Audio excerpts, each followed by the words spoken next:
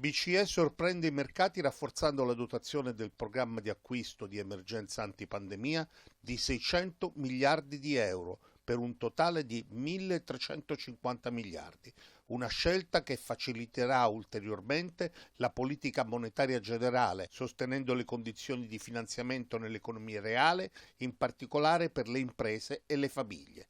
I dati giunti nelle ultime settimane, ha detto la Presidente della BCE Christine Lagarde, confermano che l'area euro sta assistendo a una contrazione economica senza precedenti, con forti perdite di lavoro e reddito che hanno portato a cadute significative di spese per consumi e investimenti.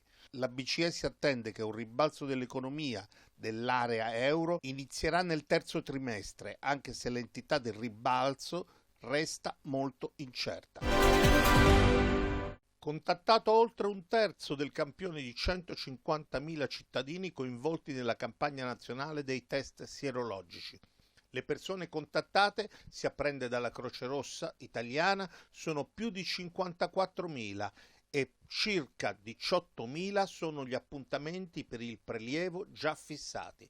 Sono invece circa 27.000 gli appuntamenti in corso di organizzazione. Ci sono stati, secondo gli ultimi dati, 10.000 rifiuti temporanei da parte di cittadini che saranno però ricontattati.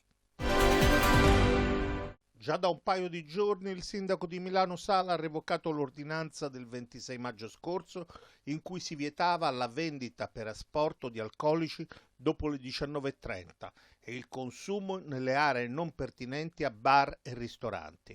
La cittadinanza ha acquisito maggior consapevolezza sul divieto di assembramento e i cittadini hanno evitato spontaneamente il formarsi di gruppi nutriti.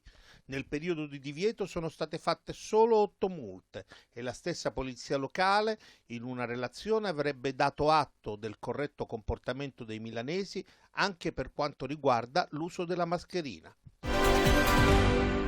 L'emergenza coronavirus non ha stravolto la scuola solo dal punto di vista didattico, ha anche spazzato via in un colpo solo tutti quei riti e momenti chiave di qualsiasi anno scolastico. L'inizio del lockdown, ironia della sorte, è coinciso proprio con l'avvio del secondo quadrimestre, quello in cui si concentra la maggior parte di questi appuntamenti. La gita, la foto di classe, i 100 giorni alla maturità, ma soprattutto l'ultimo giorno di lezioni. Nonostante gli sforzi per far tornare gli studenti in aula almeno un'altra volta, si concluderà da casa, senza che i ragazzi possano dare libero sfogo alla propria gioia per l'inizio delle vacanze estive. Una decisione che, tutto sommato, è stata assorbita bene. L'80% dei 20.000 alunni di scuole medie e superiori la considera una scelta saggia.